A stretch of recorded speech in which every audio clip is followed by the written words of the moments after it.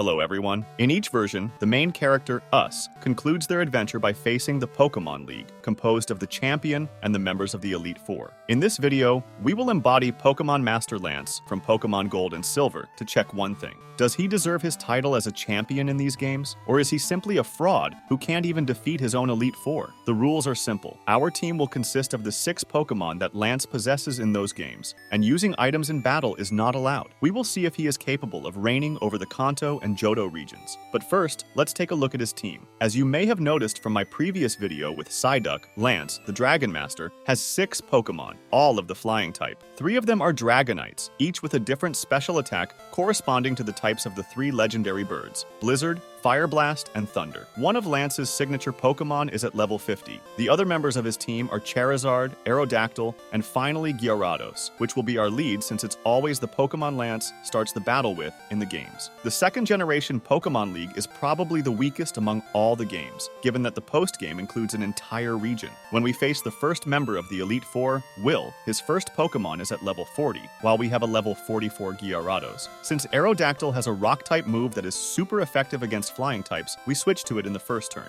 Unfortunately, Xatu takes advantage of the situation and hits us with Confuse Ray, causing us trouble. When we try to attack, we hurt ourselves due to confusion, and Xatu seizes the opportunity to hit us with a psychic move, lowering our special defense. One thing is certain, we couldn't have had a worse start to the battle. On the second turn, the same thing happens. We miss our attack, and the opponent's Pokemon reduces our HP to 11. What a failure. But will we manage to hit our target on the third try? Obviously not, and we already have one Pokemon knocked out while our opponent hasn't lost anything yet. Never mind. We send Dragonite to fix that. We choose the one with Blizzard, and of course it misses its attack on the first turn as well. Seriously. Luckily, Xatu's psychic move doesn't do much damage, and our Dragonite one-shots the opposing Xatu with its attack. Clement selects Jinx, probably to launch a super effective attack against our dragon-flying Pokemon, so we switch to Charizard to take advantage of its fire-type stab move. Once again, with a single hit, Charizard burns Jinx, and now it's Slowbro's turn to water our fire Pokemon. But we are not naive. We send Dragonite back into battle. Against this Pokemon, we have chosen the one that knows Thunder. Despite an increase in Slowbro's special defense by 2 stages, we managed to 2-shot it with our electric attack, leaving Clement with only 2 Pokemon remaining. The second Xatu also succumbs to a Thunder, and finally, a Executor becomes our last obstacle to the second room. It's time to bring Charizard back,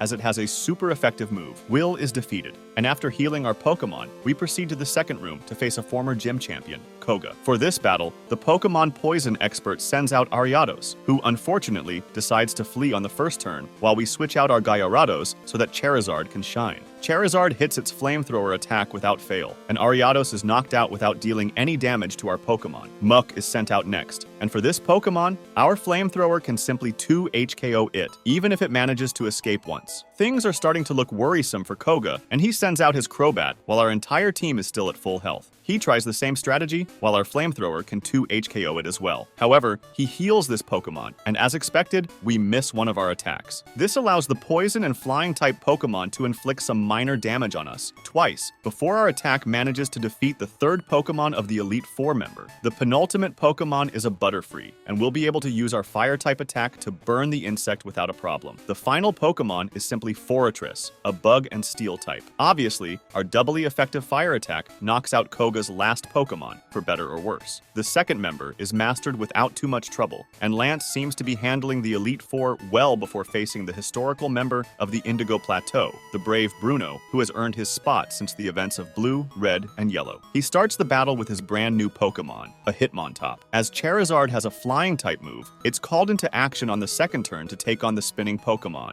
This proves to be a winning tactic, especially when the attack one-shots the fighting type Pokemon. In response to this, Bruno sends out Onix, which theoretically can tank all our attacks. Therefore, Gyarados is called back into battle to deal with the Rock Snake, and Surf can take down Onix. Hitmonchan is Bruno's third Pokemon, and it struggles to withstand a Surf from our Pokemon, but it surprises us with a Thunder Punch. Fortunately, its special attack stat isn't very high, so our Gyarados can follow up with a second Surf. Hitmonchan is knocked out, but the Sandstorm has taken its toll on our Pokemon, and once Machamp is sent out, we decide to bring in Dragonite somewhat randomly. Dragonite first paralyzes Machamp, and after receiving 4 Rock Slides, it gets knocked out because Koga healed his Fighting-type Pokemon. Nonetheless, our level 50 Dragonite can step onto the field and unleash a powerful special Fire Blast on the Pokemon with 4 arms. The tactic against Hitmontop is the same, and we hope for a little burn to completely neutralize the Pokemon, but it doesn't happen. Nevertheless, we managed to finish it off with our second Fire Blast. The advantage of types was felt during this confrontation, and even though some of the opponent's Pokemon had Rock-type Pokemon,